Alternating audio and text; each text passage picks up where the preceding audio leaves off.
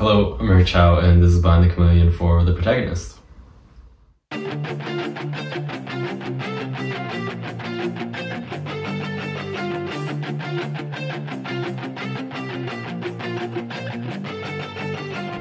So yeah, pop punk, alternative rock, emo music, all that stuff was like the first genre that I truly like fell in love with as a kid. Like Fall Out Boy, Paramore, Panic! At the Disco, all this stuff was just like hooked straight into my veins. So I knew when I first started like even just imagining trying to make music that I wanted to venture into that territory eventually. And then when the concept of Chameleon came around with each song on the EP being attached to a different predominant emotion, it just seemed right to have the angry one be the pop punk one. And I think like out of all the songs that I've done so far, The Protagonist is the one that I've definitely had to workshop the most. Like there's been so many fucking different versions of it that'll probably never see the light of day, which is probably for the best, to be honest with you. Yeah, I think it was the last song that I finished writing for the EP, but it was also the first song that I ever even like attempted to write, you know what I mean? I remember when I first like, just the bare bones, like first starting out songwriting, I always thought that The Protagonist would be a cool title for a song, or like a cool word to use in a lyric or something. But when I first came up with the concept for the song at the time, it kind of ended up being what Frontman ended up being about, kind of like the glamorization of celebrity and kind of how entertainment can really romanticize life experiences. So yeah, I remember the chorus went something like, I'll be the protagonist, cinematic therapist, reaching for you through the screen, here's the scene, never die, yeah, some shit like that. But then with keeping in mind the emotional concept of Chameleon, that topic didn't necessarily fit with me personally of being angry necessarily. So the song that's out now is kind of more about, I switched the topic more towards kind of being about wanting to be someone's like number one person, like their protagonist, either romantically or platonically, as like a partner or a best friend. And then that moment where you kind of realize that you're not. And then it's also kind of about the ups and downs that tend to come with that, like how you want to react to that versus how you actually react to it, you know what I mean?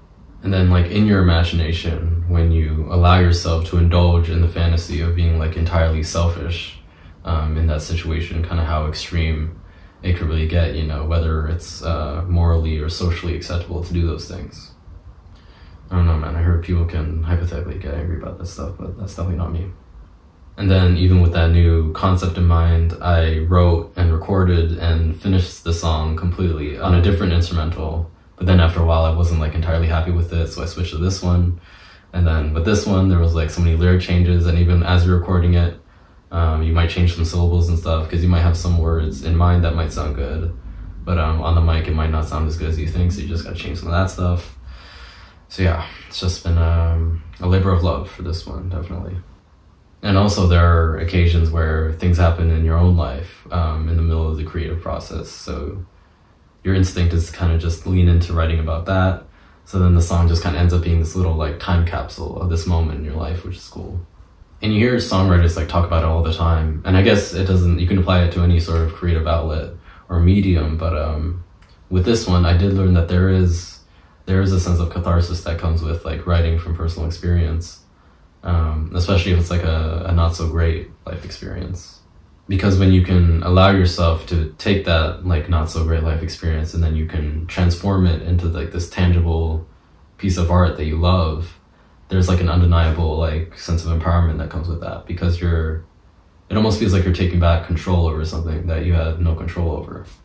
And then kind of when you look back on those memories and that time in your life, you're not nearly as like emotionally attached to it, because you already like said and thought and wrote and recorded like everything that you wanted to say in the song, you know what I mean? So yeah, I think allowing your life to kind of inform your creativity can serve you well in terms of moving on as well. And there's like a sense of like, it feels therapeutic to do those things, which is nice, because normal therapy is quite expensive.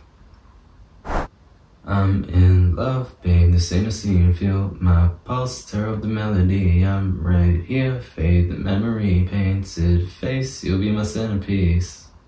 So when I fall for people, and I think it's because it doesn't happen very often, it tends to be pretty real. Like I don't just fall for like their looks or just one aspect about them, it is like their whole kind of package. And I don't really fake it either, it is just it is what it is, and you can check my heartbeat to verify. And then This Ain't a Scene, It's an Arms Race is a Fall Out Boy song, one of the big singles from when I was growing up, so that lyric was like an immediate nod to their influence. And yeah, like everybody knows during those first like stages of infatuation, that person is like all you think about, and they kind of inform every decision you make. And you know, you're just kind of existing in this perpetual rose-colored like delusion, as they say on the Instagrams, of you know, we're gonna live happily ever after. 1, 2, touch, like the match you made. 1 arm clutch, act like you feel the same as white shut over chocolate glaze, sweet cream taste, amazing razor blade. So in the second part of the verse, this is the kind of moment where you kind of notice some cracks forming in your infatuation. And I love the visual of light the match you made, because you can interpret it as like the beginning spark of a connection. Or since it's also could be like a light attached to a longer string, you could also interpret it as like something that's eventually going to die out, or something that's going to lead to like this big explosion. So you're kind of on borrowed time from that point on. And then with the eyes wide shut over chocolate glazed, for me personally, like donuts and Timbits, or like anything with like marshmallow on it, are like the food items that my body just rejects the most. Like I just feel so groggy and like shitty afterwards, and my skin just like hates it. But as you're eating it, you're just like, this is fucking awesome, you know what I mean? It's just like a relationship. So yeah, it's mostly just about kind of like blinding yourself to the long-term consequences of your actions and behaviors, because you don't want it to be true. Protagonist or anonymous, can't stop, I'm choking, now you're therapist. So yeah, the opening lines of the chorus just kind of emphasize that idea of going from like someone's main character in their life to be feeling like super disposable in their life, like becoming like a background character, and kind of how hurtful that can be. And also like how you internally want to react to it with like as much toxic energy as you possibly can, but you don't do that because it's wrong. And I feel like choking out your therapist is a line that really hammers home that unacceptable maliciousness that we like try to stray away from for good reason, you know what I mean? Because therapy is such like this idealized method of self-care and self-improvement. So to like choke them out and like eliminate the possibility for that self-care and improvement is like an unbelievably like mean-spirited thing to do to somebody. And in that moment where you kind of go from like number 1 on the call sheet to like number 75, there's this like this evil side of you that wants to do those things because you're so like hurt and desperate from being replaced, that you want to get the old dynamic back to what it was so badly that you're willing to sabotage the person that you like supposedly care so much about. Rip through your jeans, I'm magnanimous, I'm like Missy Misa, baby, do you get the reference? To be magnanimous means to be like generous or really forgiving in consideration of the crimes committed against you. So yeah, like in the character's like fucked up worldview, they truly believe that like ripping through somebody's jeans is like an act of mercy. Like in consideration of what the perpetrators did to them, they deserve like way worse than that. Macy Misa is a woman after my own heart, bro. She was a main character in the Jonas Brothers TV show, and probably the first woman that I fell in love with that was like not animated, you know what I mean? Oh man, if we're talking like crushes like overall, I can rattle them off right now. I gotta go with like Diana from Martin Mystery. She had brown hair and a bad attitude, and I like that. Black Cat from the 90s series. God damn. And you gotta go with like Jasmine's baddie. Or Daphne. Daphne's always bad. I don't give a fuck. Every like interpretation, every animation style, Daphne like stays bad. I'm all over the place, man. You can tell I don't really have like a physical type. I think nowadays people would call me a whore, I think, right? But sad story is, unfortunately, I think Macy Misa is now married with a child as of a couple of years ago. But you know, it's never stopped me before. You know, we all make mistakes. Things can be arranged.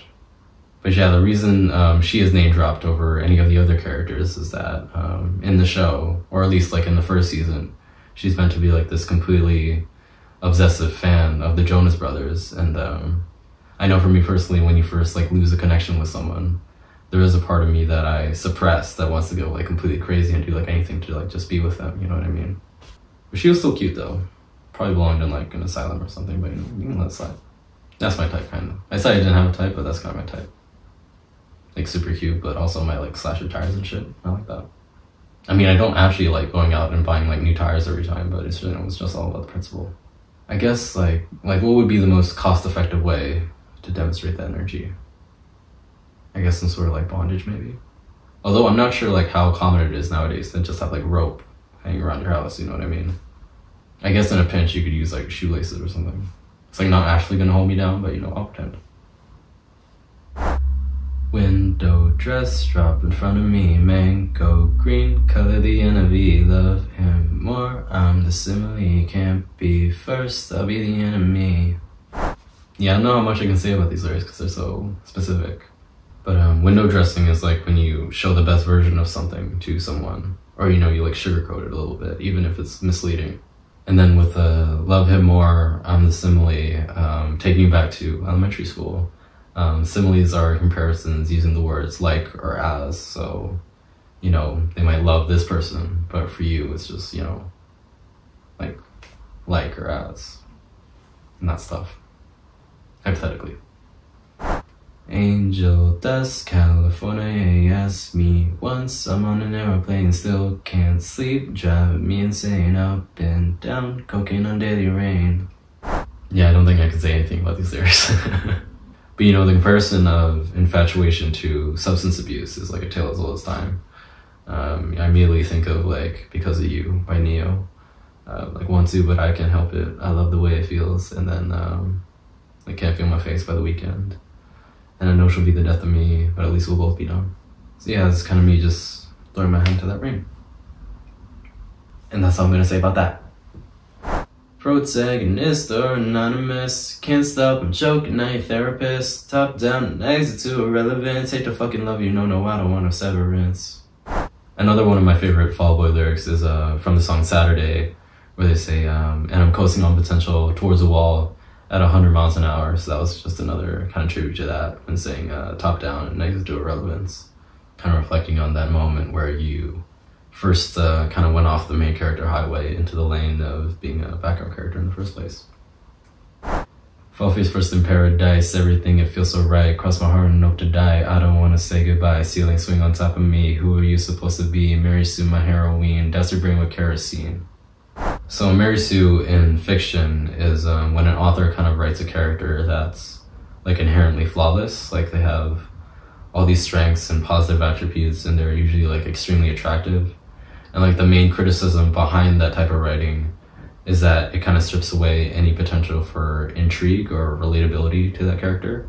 And it's very like rose-colored and idealized, and when you first fall for somebody, that's kind of the version that you kind of see them as. Like you almost intentionally or unconsciously like turn a blind eye to any possible incompatibilities because you want to believe like in your heart that the bliss and the joy that you're feeling at the moment is something that's everlasting, and there's nothing that could ever interfere with it in the slightest.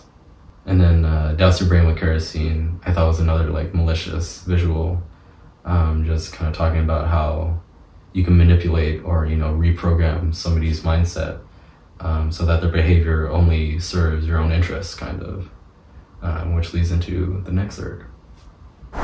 Feed me, fuck me every time, go ahead and kiss the bride, uninvite you set aside, wait until tomorrow night, here I found your new address, Ledgeretta made a mess, cutting through your favorite dress, so I like you with nothing less.